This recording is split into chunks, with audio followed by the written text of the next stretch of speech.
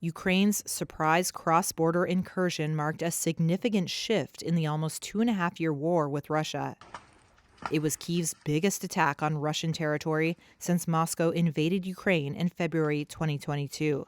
International security expert Dr. Marion Messmer of the London-based think tank Chatham House told Reuters there are a couple likely strategies at play. My best guess is that Ukraine, on the one hand, wanted to push back against Russia, perhaps to increase any leverage that they might have in any upcoming negotiations. And it also seems to have been an attempt to draw Russian military attention away from where they were pushing ahead.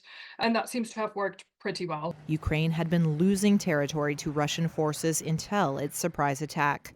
Messmer says it's a risky move. One risk, of course, is that we've already seen that Russia has much more military personnel than Ukraine. And while Ukraine has managed to kind of stretch Russian military forces thinner, it also has to stretch its own forces much thinner.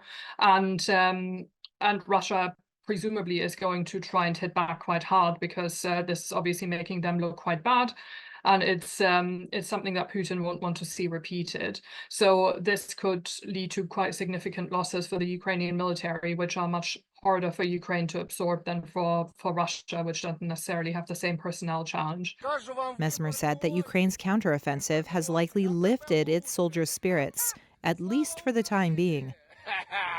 I think the counteroffensive so far has done a lot for morale. I mean, Ukrainians know that the alternative to the war, if it was to end badly for them, isn't good. And so that is part of why they have been so committed and so behind the government.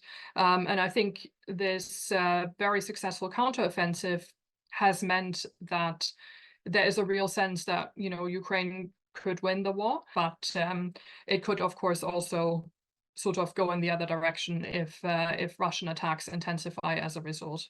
Ukraine's top commander said on Monday that Kyiv controlled around 1,000 square kilometers of Russia's Kursk region 7 days after the incursion began.